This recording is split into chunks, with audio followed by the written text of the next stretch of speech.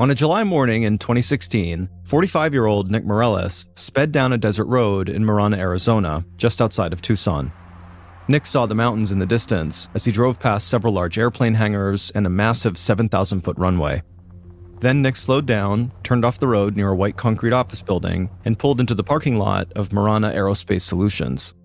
Marana Aerospace Solutions was a company that handled aircraft maintenance for major commercial airlines and aircraft manufacturers like Boeing and Airbus. And Nick was the company's director of maintenance, a job that came with a ton of responsibility and a whole bunch of people that worked underneath him. Nick stepped out of his car. He was tall with brown eyes, he had a short military-style haircut, and a goatee that was just starting to turn gray. He walked through the parking lot toward the office building, and it felt like most July mornings in that part of Arizona.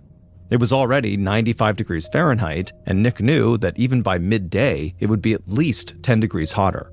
But Nick didn't mind the heat. Before getting into the aerospace industry, he had been a decorated United States Marine and had served in Kuwait, a very hot place in the Middle East, during the First Gulf War. After that experience, working on airplanes in the Arizona desert felt comfortable by comparison. Nick stepped inside the building, and right away he felt the cold blast from the air conditioner. He said good morning to a few coworkers, and then he walked to his office, sat down, checked his email, and began going over his schedule for the day. Nick wanted to head outside to one of the airplane hangars so he could check on the progress of a particular job, but his office phone rang. And so Nick answered, and he heard the director of human resources on the other line. And the HR director asked if Nick wouldn't mind coming to his office so they could chat. Nick hung up, and he felt really annoyed. He didn't know what the director wanted, but he knew from experience that getting called into HR was rarely a good thing. Nick walked out and headed down a long hallway to the HR director's office. The door was already open, and the director waved Nick inside. Nick closed the door behind him and took a seat. The HR director was a nice guy, and he and Nick got along fine, but Nick really just wanted this meeting to end quickly, so he asked point blank, "What's going on?"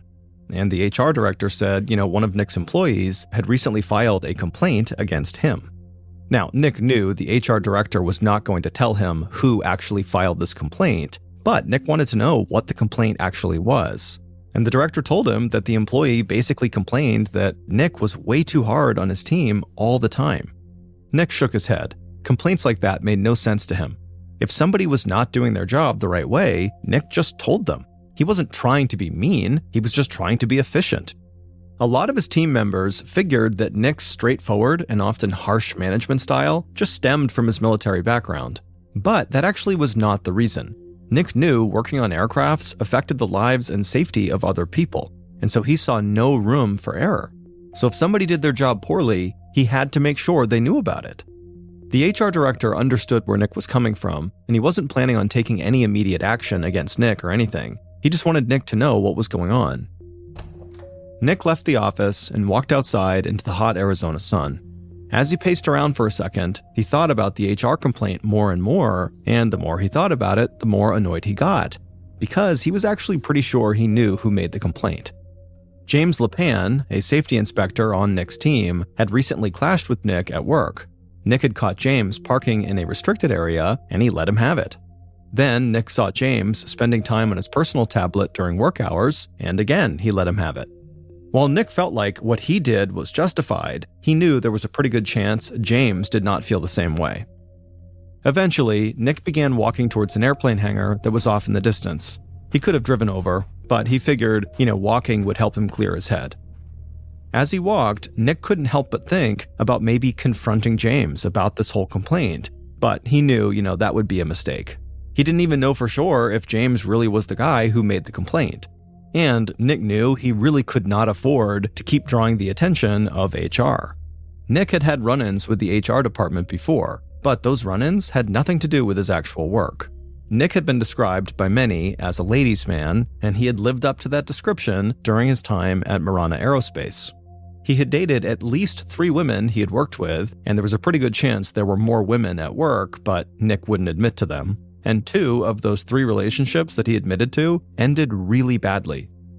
Over a year earlier, Nick had been dating a colleague, a woman named Jessica, and she had started spending a lot of her time at Nick's house. But one evening, she had caught Nick in bed with another woman they worked with named Claudia. Jessica was furious and she lashed out at Nick, and Nick basically told her, okay, fine, the relationship's over and you need to leave. And so soon after that, Jessica left and Claudia began spending most of her time at Nick's place. But that relationship also fell apart when Nick started seeing yet another colleague named Christina. And when Nick and Christina had recently gotten engaged, it did not go over well with his ex-girlfriends. And so the whole thing had played out like a soap opera at work, and even though the company did not have a policy against office relationships, Nick's actions and his ex-girlfriend's anger had previously landed him in the HR director's office. Nick walked into the airplane hangar and saw members of his team hard at work. The sights and sounds of the hangar immediately put Nick at ease, and he pushed aside any thoughts about his personal affairs. Even employees who didn't necessarily love the way Nick managed them knew Nick took his job really seriously and he worked harder than anyone. So Nick spent the rest of the day checking in on different maintenance projects and stepping in to help whenever his team needed him. By the time he was heading home that evening, the sun was starting to set and it was painting the desert orange and pink. And something happened on the drive home, like it did most nights when Nick left work. He suddenly changed into this totally different person. The hard-nosed, confrontational boss suddenly became a soft-spoken guy who loved his dog and tending to plants in his garden. Nick drove down the street of his secluded suburban neighborhood and pulled into the garage of his 2-story house. He walked inside and heard his beloved pit bull terrier, Smokey, barking and running to greet him. Nick crouched down and pet Smokey and talked to the dog like he was a baby. Then he told Smokey it was time to go for a walk, and the dog got even more excited. Nick and Smokey headed outside just as the last rays of the sun disappeared for the night. After he and Smokey had been walking for a while, Nick felt his phone vibrate inside of his pocket. He grabbed it and looked at a text message and smiled. Then he told Smokey they needed to pick up the pace because Nick's fiancée, Christina, was heading over to the house and he couldn't wait to see her. On July 17, 2016, so about a week after Nick dealt with that HR complaint, he spent a lazy Sunday with his fiancée, Christina, at her house. Nick had been married twice, and after his second divorce, he had sworn to his friends and family that he would never get married again. But soon after Nick and Christina had met at work, Nick began to change his mind. He thought Christina was beautiful and that she was one of the most positive, considerate people he had ever met. Christina knew about Nick's past with other women at work, but after spending time with him, she stopped worrying about it. She loved Nick and wanted to be with him. So when Nick had asked her to marry him, she immediately said yes. And so that Sunday, Nick and Christina laid around Christina's house and discussed potential wedding venues and other wedding details. But then Nick brought up the recent HR complaint. For some reason, even a week later now, it was still bothering him. Christina knew Nick well enough that she knew he was not about to change his management style. She just wished his employees could see that Nick actually was very different than the persona they saw at work. At home, he was a funny, caring, loving guy. It was just the way he had to be at work. That's why he acted that way. Ultimately, Christina told Nick, "Don't worry about it. It'll be fine. It's just work stuff. It'll go away. Don't stress." The couple chatted for a bit longer. Then around 6 p.m., Nick got up and he gave Christina a kiss, and then he headed back to his house. Christina had some things to deal with at her own place, so she was going to stay there for the night. Once Nick got home, he took Smokey out for a walk and then relaxed and watched some TV. Later that night, he called Christina and they talked some more. On nights they didn't stay together, they always made sure to talk on the phone before bed, and then they would always text each other first thing in the morning. Nick told Christina he loved her and then said goodnight. He went upstairs to his bedroom and Smokey followed. Nick took off all his clothes, he often slept naked when it was this hot out, and he climbed into bed. Smokey leapt up onto the bed too and curled up by Nick's feet, and pretty soon they were both fast asleep. But several hours later, at around 4 a.m., so the next morning, Smokey suddenly woke up when he heard a sound coming from outside the window on the roof.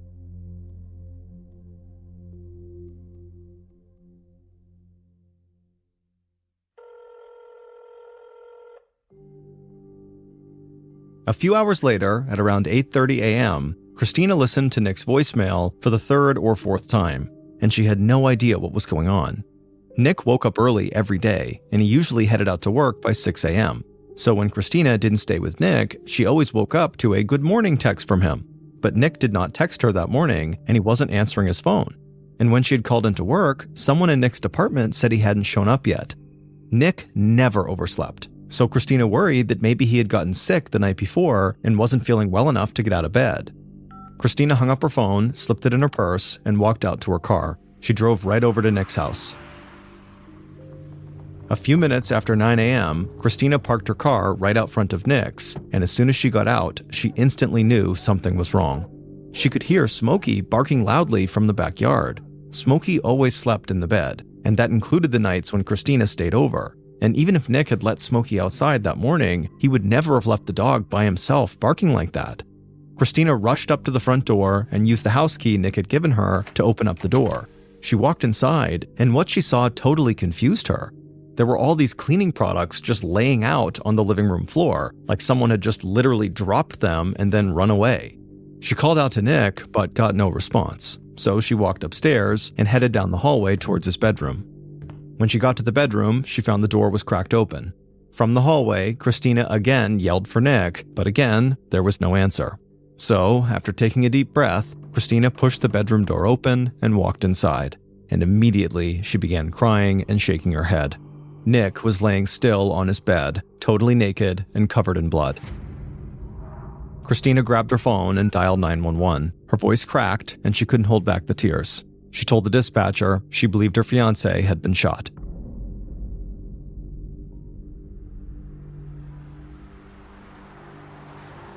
Later that morning, Detective Jennifer Garcia of the Pima County Sheriff's Department parked her car a few houses down from Nick's. She could see the crime scene tape that was stretched across Nick's property, and she saw a couple of officers standing with a woman who was hunched over, crying and petting a pit bull. Detective Garcia had butterflies in her stomach. She'd only been a homicide detective for 7 months, and this was the first case she was actually taking the lead on.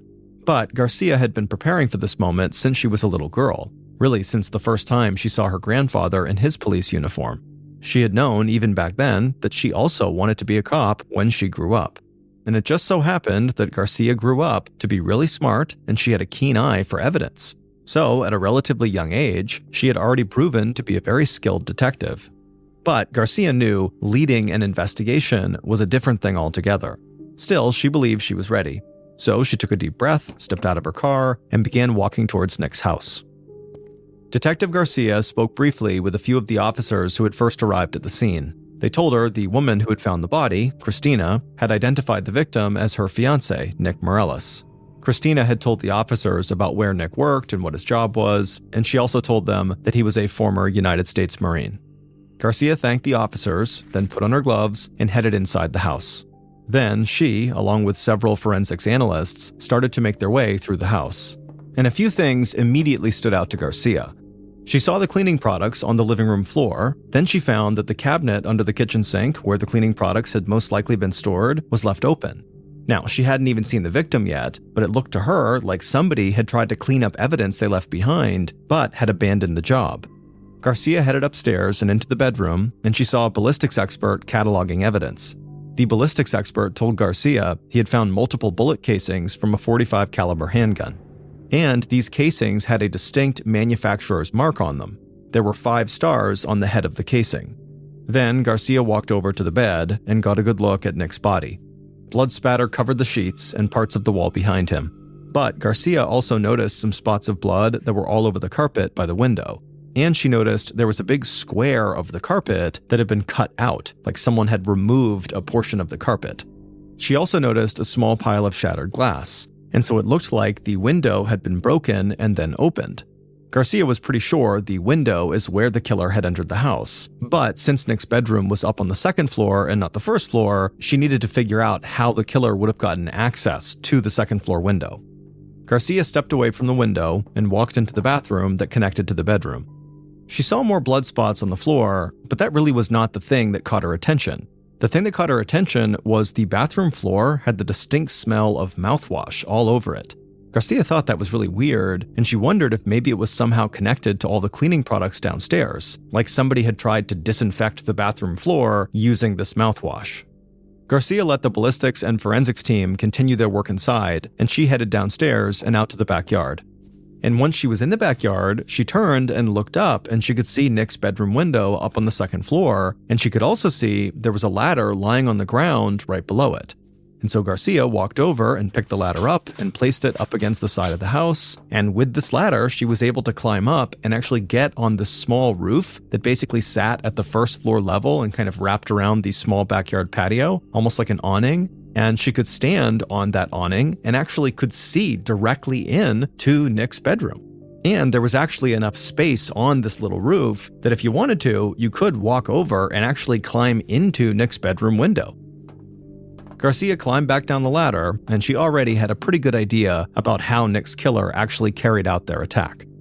Not long after Garcia had gotten down from the roof, an officer walked into the backyard and told her that the forensics team had just found something in the garage that she needed to see. So Garcia walked back through the house and then into the garage, and there she found a forensics analyst who was crouched over a bucket. And so she joined him, and she noticed the bucket was filled with water.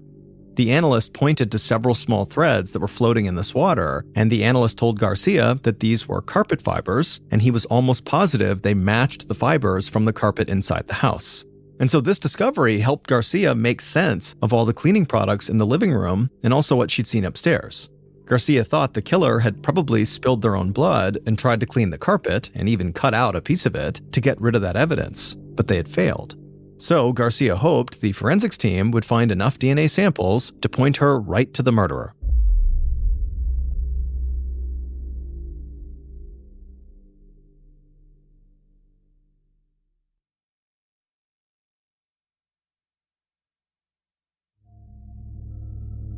After completing their first sweep of the house, Detective Garcia and members of her team met with Nick's fiancée, Christina, and a few of the neighbors. Garcia got a little more information about Nick's job from Christina, and Christina made it clear that some of the people who worked for Nick were not that fond of him. So Garcia told one of her team members to call Marana Aerospace to see if anybody in particular had a serious grudge against Nick. Then, when Garcia and other investigators spoke to the neighbors, they would say they had not heard anything out of the ordinary the night before or early that morning. That seemed totally weird to Garcia. The houses on Nick's block were pretty close together, and multiple gunshots had to have been fired. I mean, Nick's body was riddled with bullet holes, and based on the broken window and the view of Nick's bed from the roof, Garcia believed at least one of those shots had been fired from outside on the roof into Nick's bedroom. So how did no neighbor hear a gunshot? Garcia knew there was a potential obvious answer to this question. The killer could have been using a suppressor, or a silencer as many people call it, on his gun, which would have limited the sound coming out of the gun when it was fired, basically making it silent. And this immediately gave Garcia another idea. Some new handgun users find it much more difficult to fire accurately when using a suppressor because the suppressor adds weight and length to the barrel of the gun, and it can affect your aim. And this can be an even bigger issue when you're talking about making a long-distance shot. It's just really hard to do it with a suppressor unless you're experienced. So Detective Garcia thought there was a good chance that their shooter was someone who had real firearms training in their background. Garcia went back inside to walk through the house again when she got a call from Marana Aerospace's Human Resources Director. He had heard about what happened to Nick, and he had heard that police had reached out to his company to see if anybody had it out for Nick. And he would tell Garcia that another employee at the company, James Lapon, had recently filed a complaint against Nick. And the HR director had also noticed something strange. James had shown up to work that day wearing a bandage on his arm. Detective Garcia knew the killer had left a trail of blood throughout Nick's room, and maybe that blood was coming from a cut on their arm they got when they climbed in through that broken window. So, after talking to the HR director, Garcia quickly made her way to Marana Aerospace to speak with James and see what was going on with him and Nick. When she got there, an employee led Garcia to one of the airplane hangars where James was working, and right away Garcia noticed that James still had the bandage on his arm. Garcia walked over, introduced herself, and told him that she needed to ask him a few questions, and James said he was happy to answer them. James was 35 years old with brown hair and brown eyes, and he towered over Garcia. He was at least 6'3" tall, and he was very physically imposing. But Garcia didn't let that affect her. She asked him why he had filed an HR complaint against Nick, and James, he shook his head, and he said he hadn't wanted this to turn into such a big deal. He just felt like Nick had crossed the line a couple of times as a manager with just the way he was treating people, and since Nick was not the easiest guy to talk to, James had gone directly to HR. Garcia nodded and then asked James about the bandage on his arm. James would say he got a pretty bad cut on his arm about a week earlier on the job, and he said there were guys he was working with that could vouch for him, and he said he had reopened the cut while doing some work on his house this past weekend, hence the bandage. Garcia said she would check in with his coworkers. Then she told James she had a few more questions. Did he have firearms training? And where had he been the day before and early that morning? James didn't hide anything. He said he did own several guns and he enjoyed going to the gun range and going hunting, and so he did take serious firearms training just so he could be a safe, responsible gun owner. This all made sense to Garcia. Hunting and shooting were very common pastimes in this area. Then James told Garcia that he was at home all day Sunday with his wife and kids. He and his wife had gone to bed together that night, and then he woke up Monday morning and went right to work. Then James peered down at Garcia, and he told her, look, I never liked Nick. I'm not going to pretend I like Nick, but I would never have done anything to hurt the guy. Garcia thanked James for taking the time to talk to her, and then she walked out of the hangar. And it wouldn't take her long to walk around the company and find several people who had witnessed James get hurt on the job. So that could possibly explain the bandage on his arm.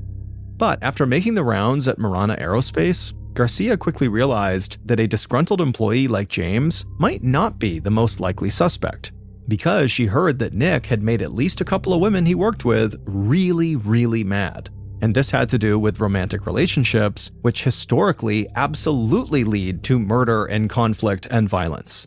So Garcia headed back to the sheriff's station to set up a series of interviews. That evening, Garcia met with James's wife. She was an Army vet who prided herself on being straightforward, and she told Garcia basically the same story her husband had, that they had spent Sunday with their kids and then they had gone to bed. And she would tell Garcia that, she knew her husband had not been a fan of Nick, but from her perspective, it just seemed like this was the usual way people got fed up with their bosses. It was nothing more than that.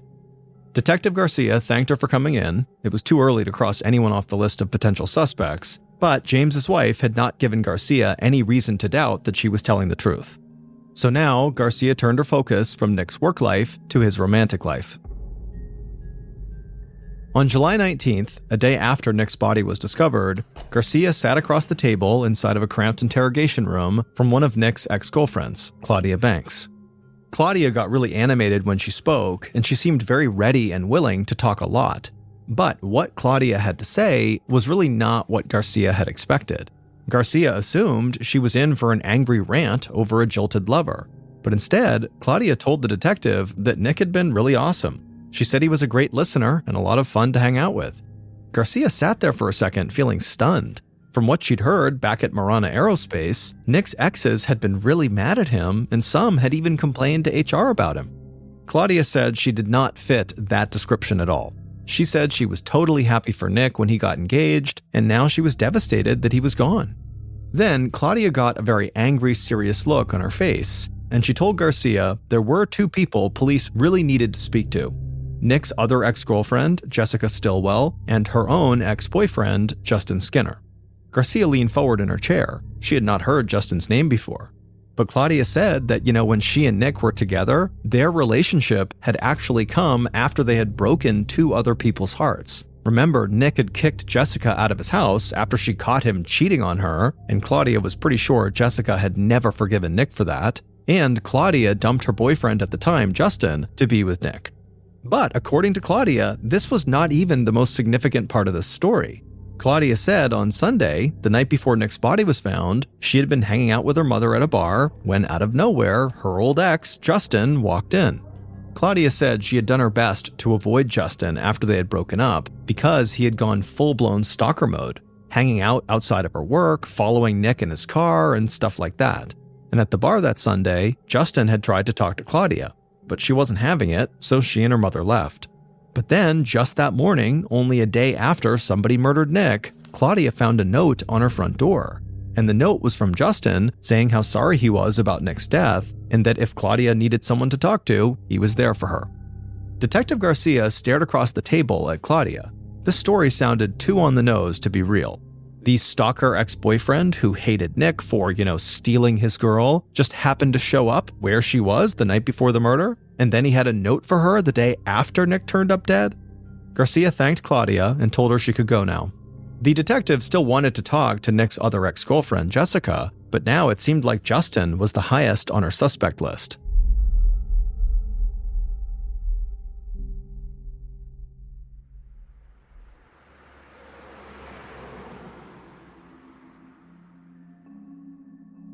The following day, Detective Garcia drove to Justin's house to meet with him.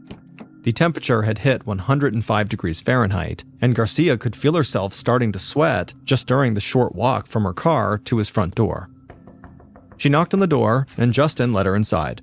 Garcia followed him into the kitchen, subtly looking around his house while she walked. Nothing really stood out about the house. It looked like a lot of the places she had seen that belonged to other single guys, a little cluttered and not much decoration. But something about Justin caught Garcia's attention right away. He had several long scratches on both of his arms. Garcia sat down with Justin at the kitchen table, and she got right to the point. She asked him if he still blamed Nick for breaking up his relationship with Claudia. Justin said he was not mad anymore about Nick and Claudia, and that he had let it all go, but when he was telling Garcia this, he didn't look up at her, he didn't make eye contact. And so she was pretty sure he didn't fully mean what he was saying, that maybe he was still mad.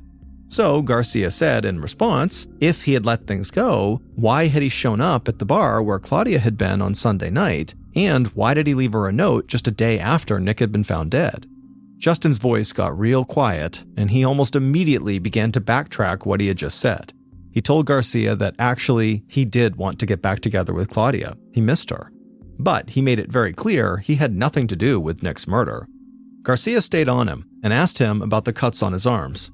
Justin looked down at his arms and he kind of laughed, and he said he was a landscaper, so he always had little cuts all over his arms and hands. It was just part of his work. He didn't even think about them anymore. Garcia looked across the table at Justin. She couldn't quite get a read on him.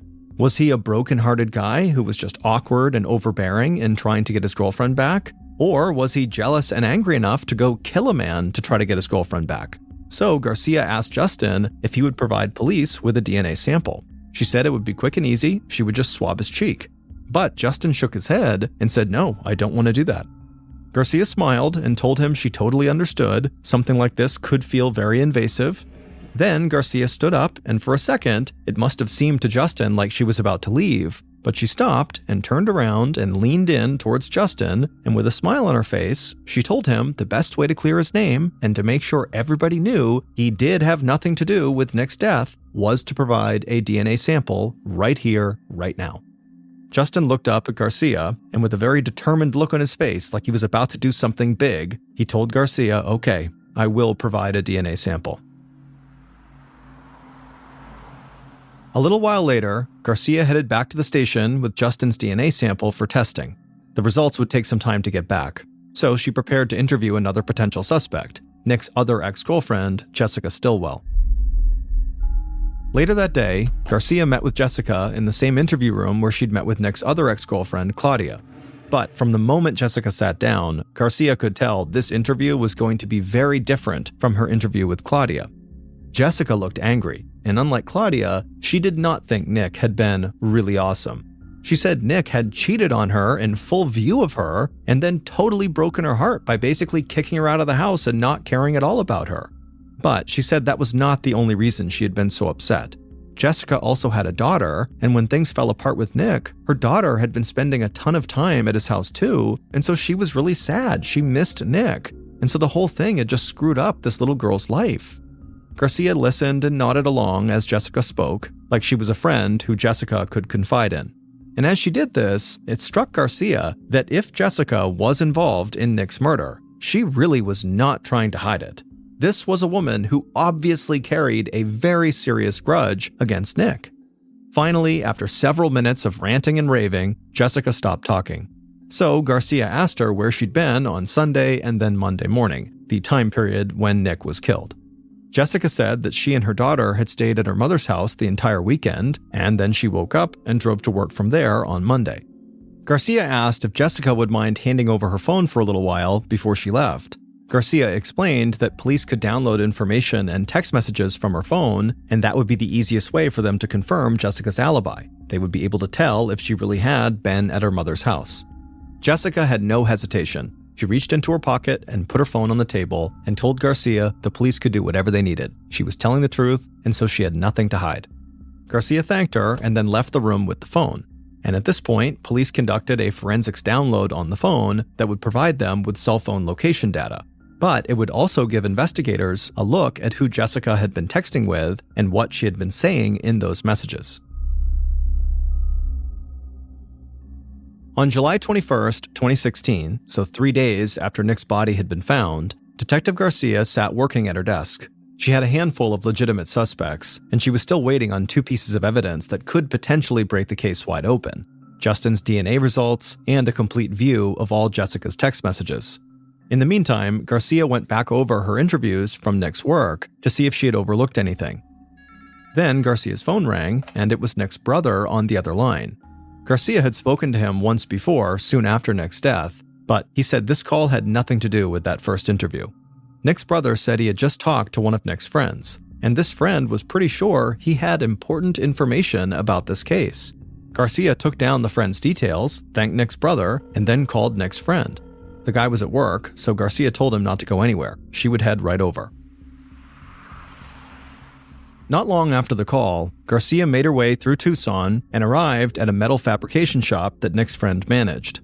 Garcia went inside. The place was loud, and several men were wearing these huge welder's helmets and were hard at work on different projects, but Garcia found Nick's friend waiting for her already at the front desk. He told Garcia that after the initial shock and grief of Nick's death had subsided a bit, he started thinking about anybody who might have wanted to hurt his friend. And then he remembered something he thought could be big. Months earlier, somebody who knew Nick well had come into the shop asking for a few specific pieces of equipment. Nick's friend said that even at the time, he thought the order was a little strange, because he could really only think of one thing those pieces of equipment could be used for. Garcia asked him what he meant, and Nick's friend said, well, the equipment could be used to repair a firearm suppressor or silencer. Garcia's face lit up. She asked Nick's friend, please tell me you have a record of that purchase. And he said he did, and he had actually already pulled the information for her. Nick's friend handed Garcia the receipt with the list of items and the buyer's information. And when Garcia saw the buyer's name, she immediately felt a rush. She thanked Nick's friend and hustled out to her car. Garcia had spent only a week on her first case as a lead homicide detective, and already she was sure she had just solved the crime.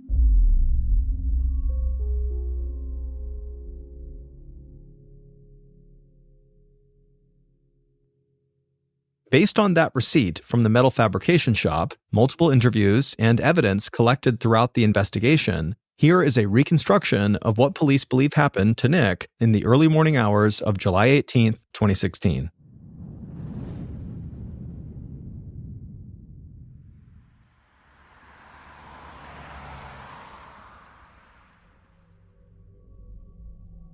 At around 4 a.m. that morning, the killer parked their car a few houses down from Nick's. They knew the neighborhood would be dark and quiet that time of morning. They also knew the perfect place to stage their attack. The killer got out of their car and walked quickly down the street towards Nick's house. They wore all black clothes and a pair of gloves. On one hip, the killer had a .45 caliber handgun with a suppressor attached, and on the other hip was a folded pocket knife inside of a leather sheath.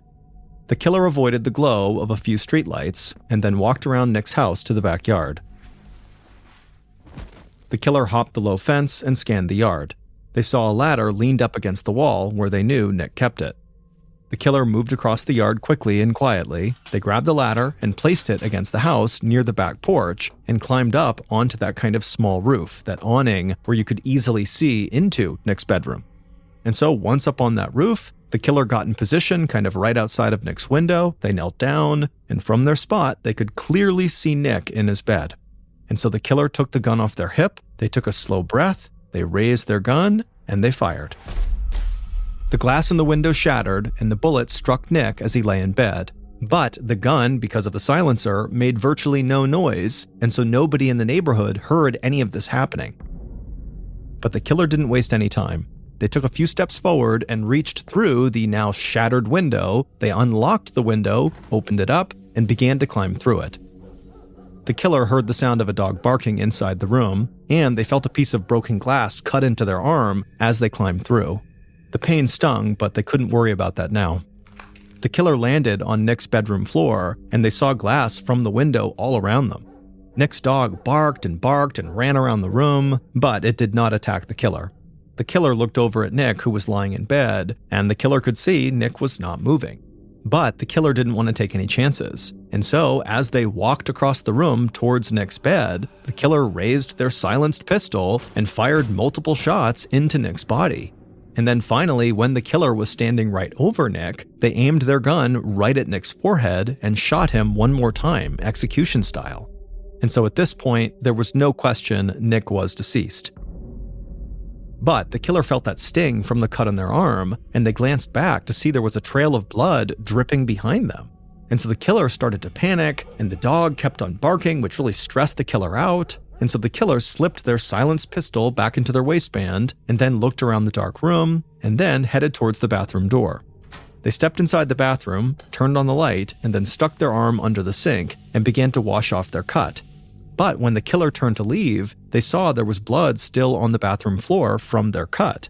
So, kind of impulsively, the killer grabbed a bottle of mouthwash from the counter and just poured it all over the floor and rubbed their shirt sleeves all over it, attempting to clean up the blood with it. But it was not working, and the dog just kept on barking over and over and over again. So the killer just rushed back into the bedroom, grabbed the dog by the collar, and ran downstairs and put it out in the backyard. The killer closed the back door, turned, and headed back towards the kitchen. There, they opened up the cabinet under the sink and grabbed cleaning products, a hand towel, and a bucket. They filled the bucket with water and carried all their supplies upstairs to the bedroom. Once there, they turned on the light, and they saw there was all this blood spatter on the carpet. Now, the killer knew a lot of that blood was Nick's, but for sure, some of it had to be the killer's blood. So they got down on their hands and knees and sprayed one of the cleaning products on the floor, dipped the towel in the bucket of water, and started scrubbing. And each time they dipped the towel in the bucket, they would leave carpet fibers behind in the water. But no matter how hard they scrubbed, the blood just was not coming out of this carpet, and it was taking way too much time trying to clean it. So they dropped the cleaning supplies, they took out their pocket knife off their hip, and they cut this big bloody piece of carpet away and carried it and the cleaning supplies out of the room, and they headed downstairs.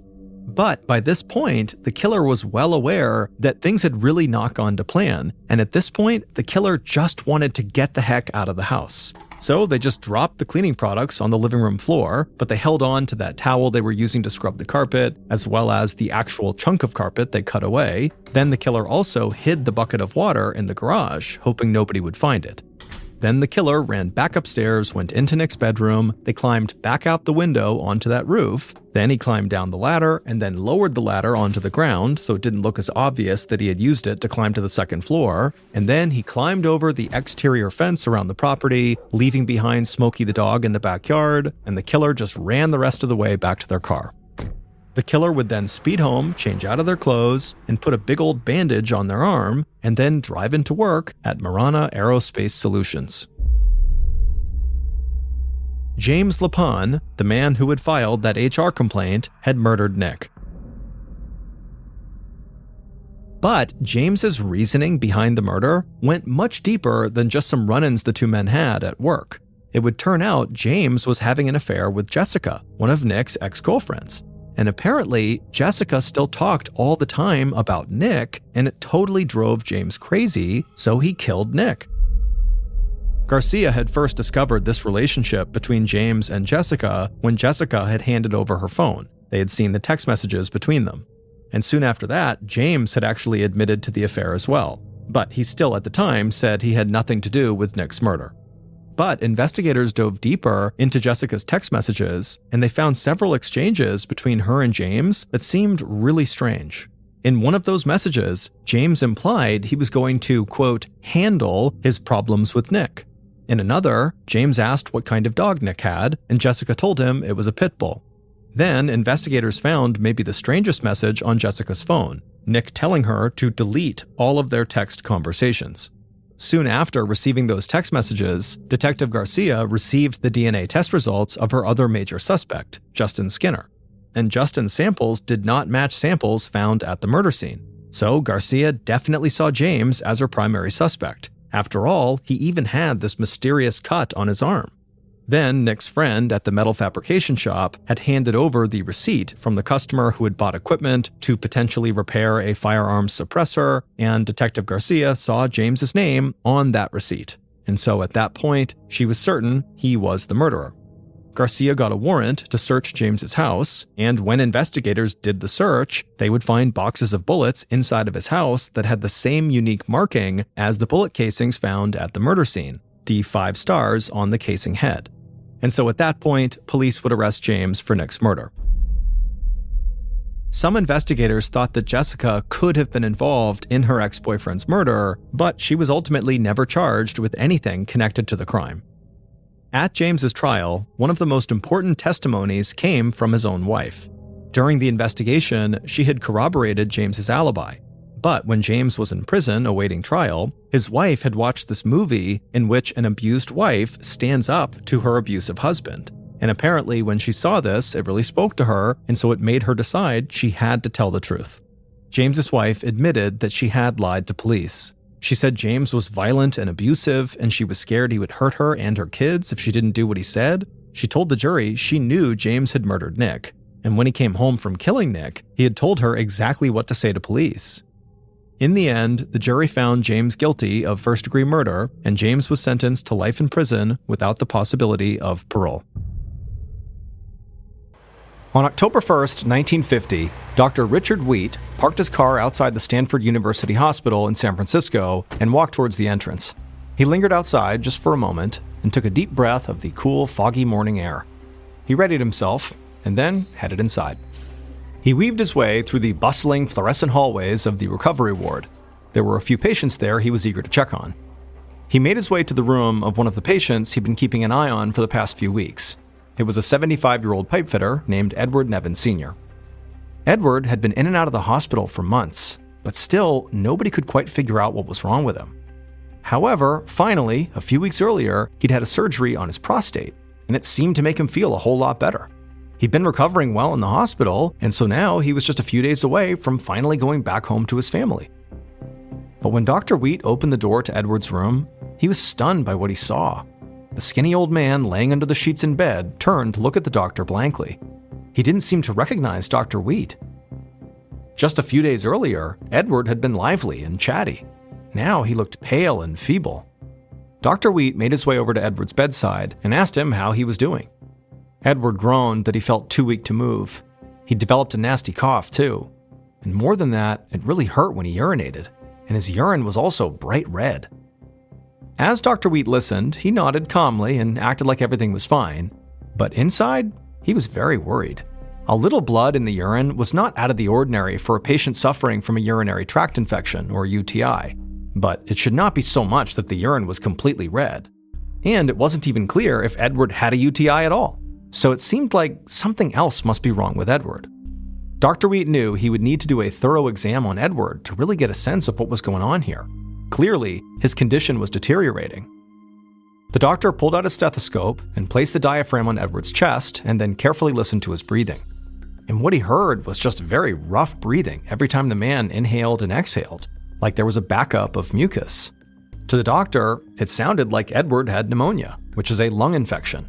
Having pneumonia, in addition to whatever this infection was inside of Edward's urinary tract, was dangerous for someone in Edward's condition, potentially even deadly. Dr. Wheat moved his stethoscope to listen to Edward's heart, and what he heard was his heartbeat sounded muffled, which was obviously not a good sign. This meant that maybe Edward's infection, this mystery infection, had moved through his bloodstream into his heart already, which meant there really wasn't much the doctors could do to help him. But Dr. Wheat didn't want to worry his patient even further, so even though he had some pretty grim news, he didn't share it. Instead, he just promised Edward they would do everything they could to get him back on his feet. After that, Dr. Wheat walked out of the room with a lot on his mind. Antibiotics could help Edward's infection, but he needed to figure out what was causing the infection to know what to prescribe. If they wanted to cure Edward, they were going to have to act fast.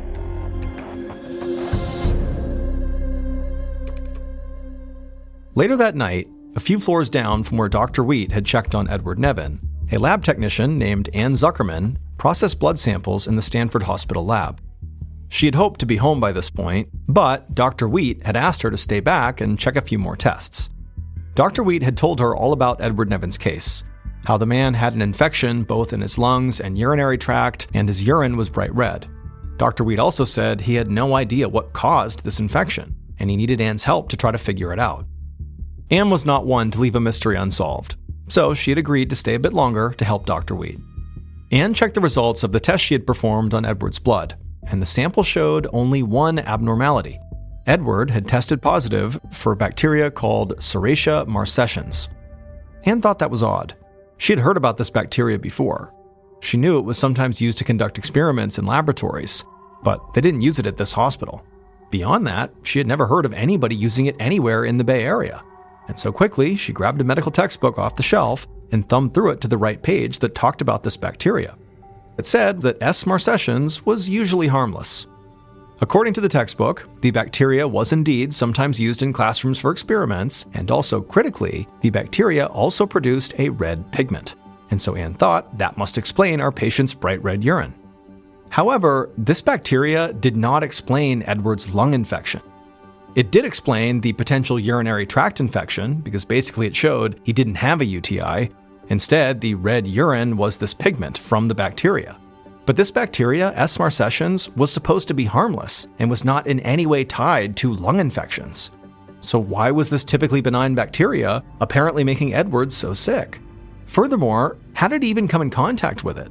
Since no one in the hospital used the bacteria, how could it have made its way into Edward's bloodstream? Anne wasn't sure what to make of this, but she hoped Dr. Wheat might have some ideas. So she hurried over to the phone and dialed his number at home. 3 weeks later, Dr. Wheat walked quickly down the halls of the hospital. That morning, his patient, Edward Nevin Sr., had died. Dr. Wheat had done everything he could to try to help Edward fight this mystery infection that was attacking his body. He had prescribed what he thought was the correct regimen of antibiotics, but unfortunately, Edward was just too frail. The infection eventually made its way to his already weakened heart, and it killed him. Dr. Wheat was crushed that he had not been able to save Edward's life, but right now, he couldn't focus on that. Instead, he had to focus on the slew of other patients at this hospital who now also were showing all the same symptoms as Edward Nevin. They were showing the apparent urinary tract infection mixed with pneumonia-like symptoms and also the red urine. And also, of those new patients, of which there were 8 by this point, they all tested positive for S. marcescens. Dr. Wheat was baffled, as was everybody else. How was this supposedly harmless bacteria making his patients so sick? And where was it coming from? And they were getting new cases every day. And the weird thing was, this hospital was the only place that was dealing with this strange outbreak. The patients they were getting seemingly had nothing in common except that they all lived in San Francisco, and each of them had undergone a recent medical procedure at Stanford University Hospital prior to presenting with red urine. And so now, Dr. Wheat and Anne, the lab technician, were terrified that these infections were coming from somewhere inside the hospital. Dr. Wheat checked in on the youngest of the S. marcescens patients, a 29-year-old woman. Originally, she had been admitted to the hospital a week earlier for a knee operation. But following the operation, she developed these mysterious symptoms. The woman smiled weakly as Dr. Wheat checked her vitals. But despite her smile, the doctor knew she was in a great deal of pain. Dr. Wheat couldn't believe that an otherwise healthy young woman was so affected by this mystery infection. The pneumonia symptoms shared amongst the patients indicated that they may have somehow inhaled this bacteria. But that didn't make any sense. S. marcescens was not some toxic fume. It was a harmless lab culture. There was no reason for it to be floating around in the air, especially the air in a hospital that didn't use or study that particular bacteria at all, which genuinely frightened Dr. Wheat. If they couldn't figure out where this bacteria was coming from, there'd be no way to stop it.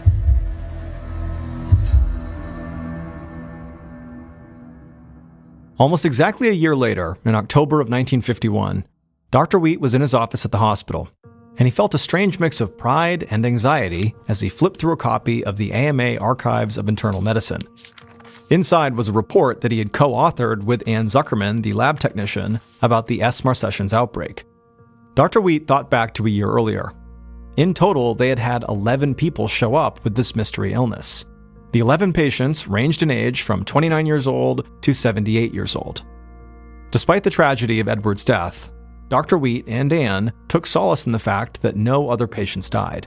They experienced painful, difficult symptoms, but everyone else infected with this bacteria eventually made a full recovery.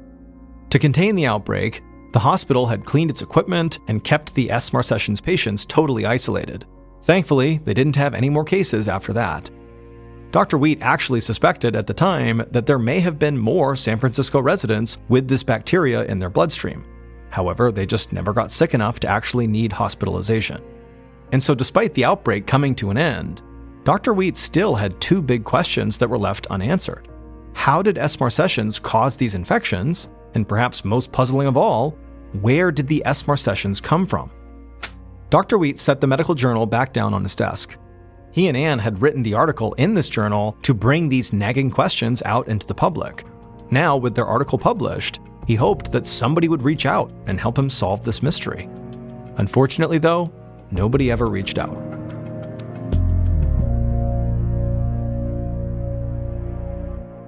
"25 years later, on December 22, 1976, medical malpractice lawyer Edward Nevin III, the grandson of Dr. Wheat's patient, Edward Nevin Sr., walked into his own office in San Francisco feeling very festive.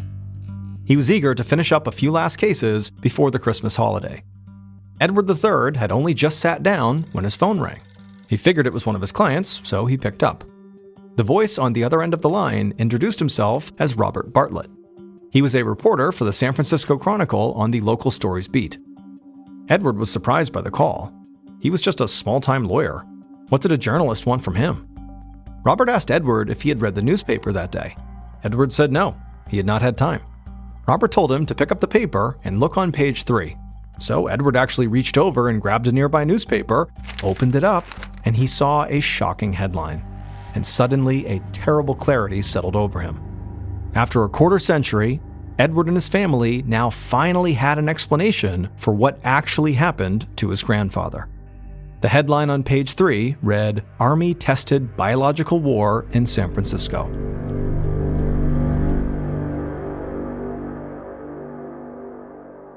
The S. marcescens outbreak in San Francisco was not just some chance infection. Edward's grandfather and the other 10 patients were the victims of a biochemical attack, and the United States Army was behind it.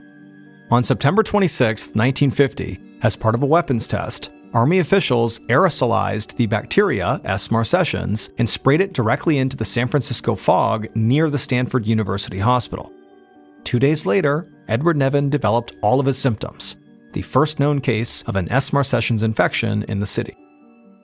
At the time, America was in the midst of the Cold War, and the American government was very concerned about the threat of a Soviet biochemical weapon, and were eager to test how such an attack would affect the United States. From 1949 to 1969, the United States conducted over 200 experiments to assess the threat of biochemical weapons in highly populated areas. Shockingly, it performed these experiments on its own people, using American citizens as unwitting guinea pigs. Now, the Army claimed these tests would be harmless. However, many of the substances they used to test these potential attacks had dangerous effects, like Serratia marcescens. In San Francisco specifically, the S. marcescens experiment was titled Operation Sea Spray. Army officials sprayed S. marcescens into the fog to see how weather might spread a weaponized bacteria. Perhaps the thinking was that the government would be able to track how many people this affected by monitoring if anybody mentioned having bright red urine, which was alarming but not overall harmful. However, the government did not anticipate the much more dangerous symptoms that came with S. marcescens infection. The U.S. Army scientists believed the S. marcescens bacteria was entirely harmless, and they chose not to report their experiments to health officials. However, when the news broke about the S. marcescens outbreak, and when the news broke that Edward Nevin had died as a result of it, the Army continued utilizing S. marcescens in dozens of tests in cities all across America. The Army's experiments were eventually stopped in 1969, when President Nixon issued an executive order banning chemical and biological weapons testing. In 1977, 27 years after Operation Sea Spray began, the Army finally admitted to spreading the S. marcescens bacteria in San Francisco. However, they maintained that the S. marcescens infections that occurred during the time the experiment was happening were purely coincidental. Now, this did not sit right with Edward Nevin's family or any of the other victims involved in the S. marcescens outbreak. But Nevin's family actually sued the government for wrongful death. Their case made it all the way to the Supreme Court. But ultimately, the courts decided there was insufficient evidence that Nevin's death was actually caused by Operation Sea Spray.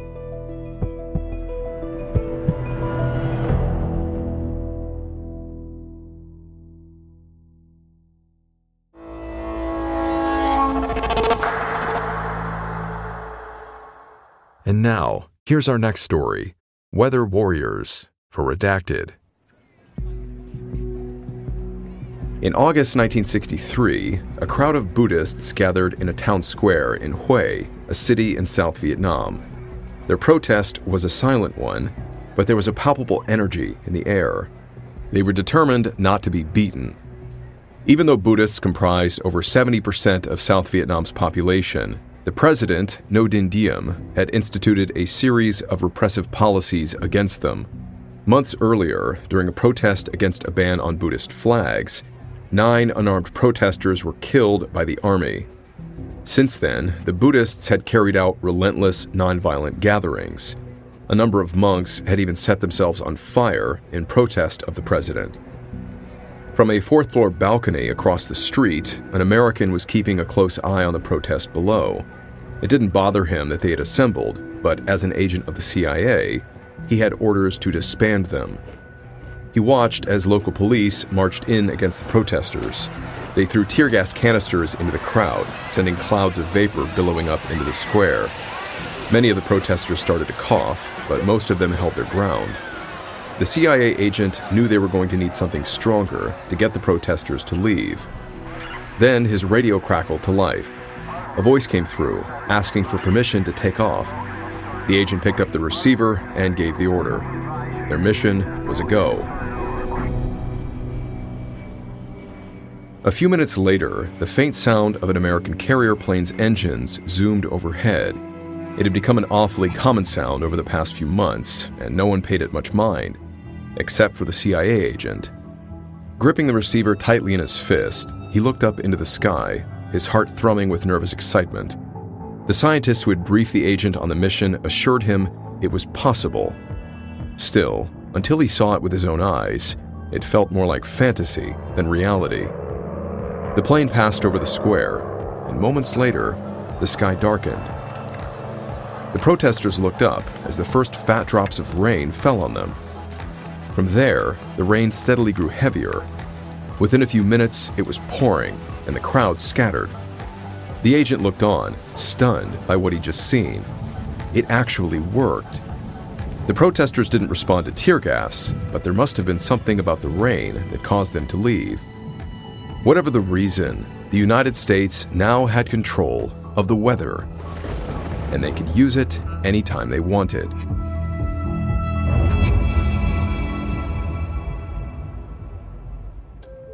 The United States government has a long history of attempting to harness weather for use in warfare.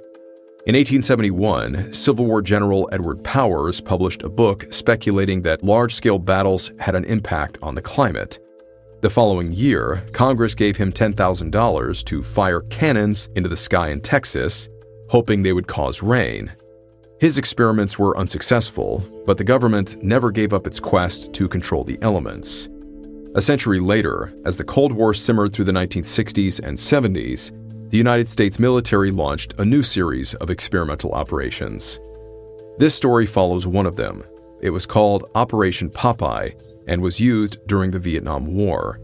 The U.S. Army experimented with a scientific technique called cloud seeding to increase rainfall in areas the North Vietnamese Army traveled. But the practice had unintended consequences for both humans and the environment. And when the operation was leaked to the public, the military was forced to reckon with the fallout.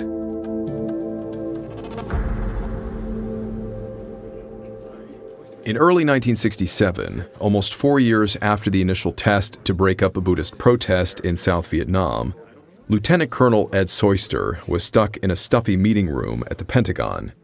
The Joint Chiefs of Staff were arguing once again about how to stop the Viet Cong. They'd been at it for a while.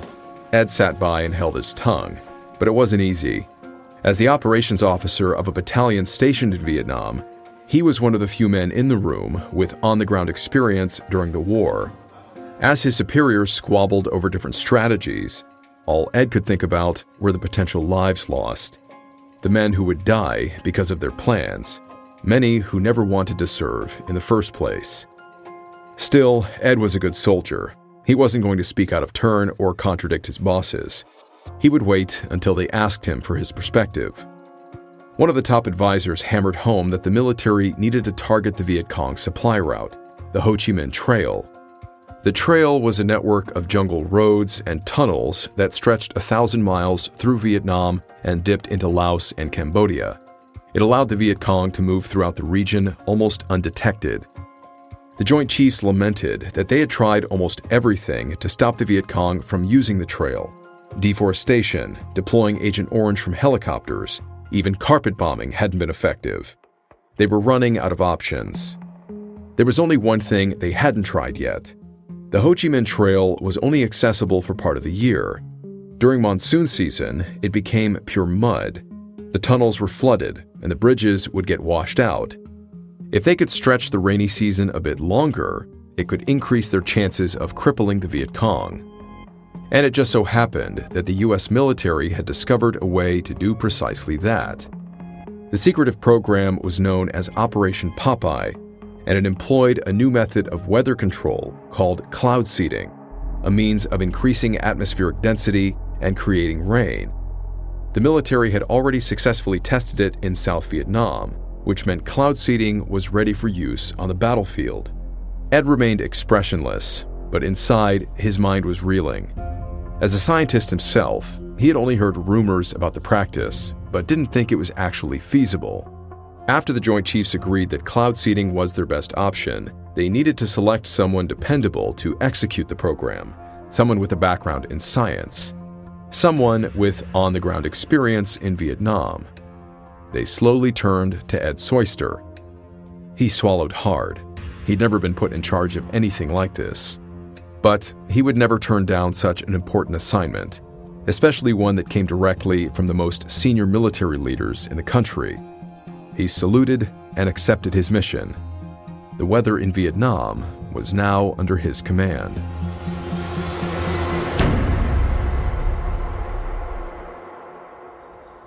A few months later, in the fall of 1967, an American pilot walked down an airstrip carved out of the jungle in Thailand.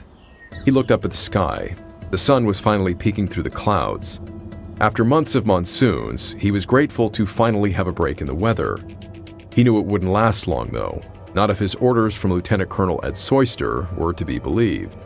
Because today, he wasn't going to be dropping napalm on the jungle or Agent Orange. He was going to be dropping rain.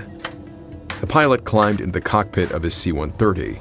He turned the engines on and radioed control. He was cleared for takeoff. A few minutes later, he was flying over the jungles of Vietnam. He scanned his instruments as he navigated to his drop point. Lieutenant Colonel Soyster had been clear. This needed to be precise. As the pilot approached his target, he flew lower, dipping close to the trees. Below him was nothing but thick jungle and a few wisps of clouds. He positioned his finger on the trigger and took a deep breath. He'd been briefed on how cloud seeding worked, and it was making him more anxious than any of the bombs he'd ever dropped. The moment arrived, and the pilot pulled the trigger. Several metal canisters ejected from the plane. They immediately burst into flames, spewing millions of particles of silver iodide and lead iodide into the air. As the particles dispersed through the clouds, atmospheric water clung to them tightly. These particles would amass more and more water, making the clouds larger and darker, and soon enough, they would be ready to burst. The pilot veered right and turned back toward his home airstrip. He looked behind him and could barely believe what he saw. It was actually starting to rain. And far below, on the jungle floor, the Ho Chi Minh Trail would soon turn to deep, impassable mud. Operation Popeye was fully underway.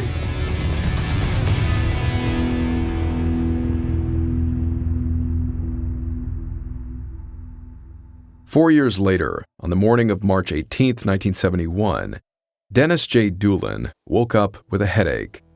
As the Deputy Assistant Secretary of Defense, Doolin had a lot on his plate. The war in Vietnam was now in its 7th year, with no signs of slowing down. Doolin's job was to help manage the flow of resources and troops to South Vietnam. But no matter how many bombs, weapons, or young men he sent over the Pacific, it didn't seem to be making a difference. He sat down at the kitchen table, trying to clear his head as he ate breakfast. It was one of the few moments each day he could take to relax. As his wife poured him a cup of coffee, Doolin opened up the Washington Post, and his Danish dropped out of his mouth. Jack Anderson had written a column about a secret U.S. Army program that controlled the weather. Anderson was a legendary reporter who had covered everything from the Chappaquiddick incident, where Senator Ted Kennedy accidentally killed one of his staffers, to the time President Nixon invited Elvis Presley to the White House. And now he had blown the lid off another bombshell story, Operation Popeye. Anderson reported that the program had been running for years with unintended side effects. The increased rainfall caused by the cloud seeding had washed away several villages in Laos. Doolin was steaming. He was high up in the Department of Defense, but he hadn't even known about this program. He sipped his coffee, trying to get a grip. As if the war wasn't going bad enough already, now he had a PR disaster on his hands. Right on cue, the phone on the wall began to ring. Doolin felt a pang of fear in his stomach. It was probably one of his bosses, demanding to know how the story got out. He marched over and picked up the receiver. Instead, it turned out to be a reporter from the New York Times. He asked Doolin what he thought about Anderson's story. Through gritted teeth, Doolin replied, "No comment," and hung up. Doolin's wife asked him what was going on. She was used to seeing him frustrated with the news, but she could tell he was more bothered than usual. He sat back down at the kitchen table, trying to collect his thoughts. The American public already felt lied to about what the military was doing in Vietnam. But Operation Popeye was different. It was going to scare people. They were going to demand answers, which Doolin didn't have.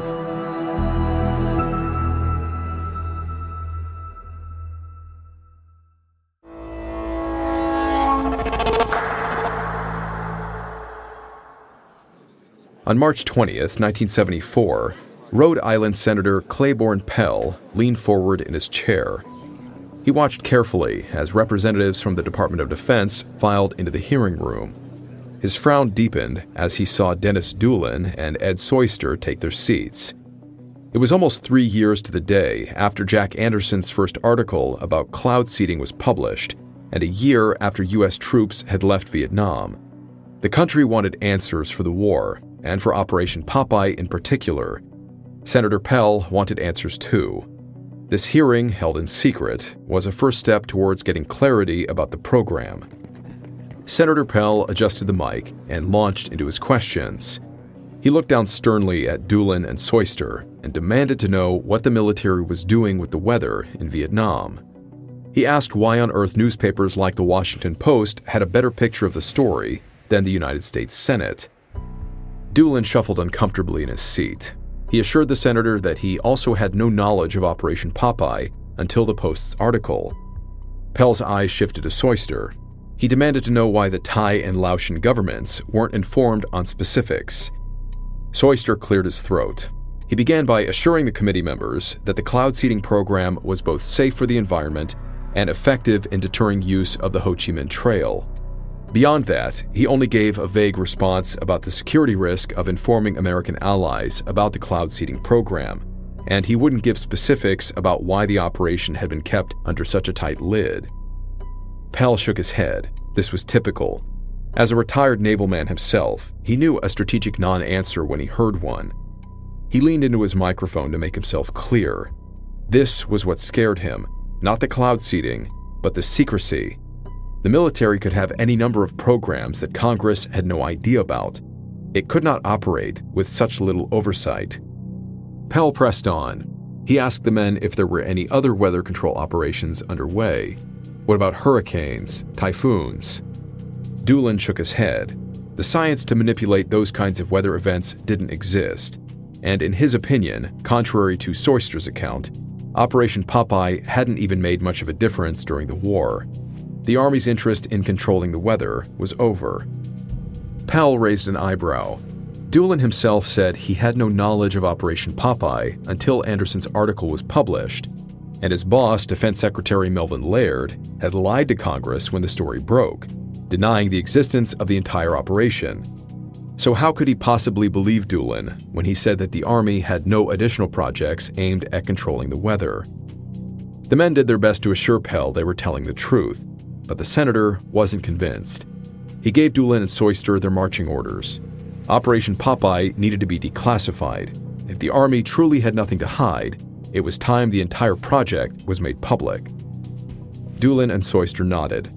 Pell called an end to the hearing, but as he got up from his chair, something still bothered him. He felt the Army was playing a dangerous game. They seemed to have completely ignored regulations and alliances in the pursuit of a potentially hazardous new technology. Perhaps it was time to go a step further and ban weather control as a weapon altogether, before the Army took it too far.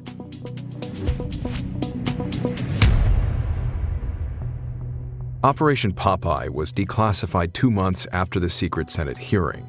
The newly revealed details of the project ruffled feathers in the intelligence community. The implications of the U.S. military manning such a wide-reaching program without full transparency raised alarm bells. It also worsened Americans' faith in their government, which was already low due to the Vietnam War. Anti-war activists were shocked at how callously the military had treated American allies in the region, particularly after leaks revealed that the Army had covertly bombed Cambodia and Laos. The destruction of Laotian villages during the cloud seeding operation was widely condemned, and many environmental activists were disturbed by the implications of Operation Popeye. Silver iodide and lead iodide can be potentially toxic, especially to sea animals. Though Lieutenant Colonel Ed Soyster maintained to the Senate that the cloud seeding program was fully safe for the environment, the government had known about the negative impact that the operation could have on the region's crops.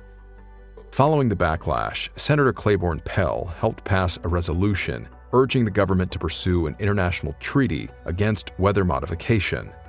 In 1976, the United Nations signed the Environmental Modification Convention. The use of weather control for any hostile purpose remains banned to this day.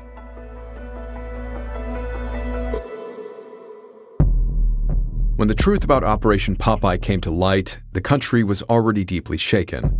The Vietnam War had been a failure. Watergate had shattered illusions of presidential integrity, and Richard Nixon had become the first U.S. president to resign in disgrace. Trust in government was in freefall, so when the public learned that the U.S. military had been trying to manipulate the weather as a tool of war, it fit neatly into the growing sense that those in charge were willing to do anything and tell the public nothing.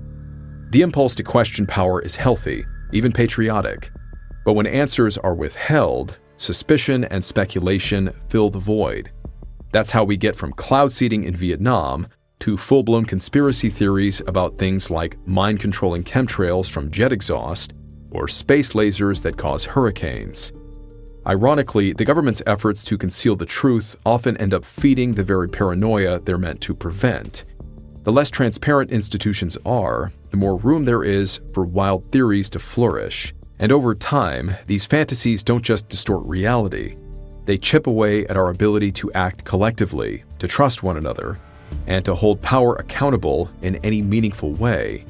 What Operation Popeye reminds us is this: secrecy may serve short-term goals, but in the long run, it has a cost. Because in a system built on public trust, the truth doesn't just matter. It's the only thing that can hold the country together.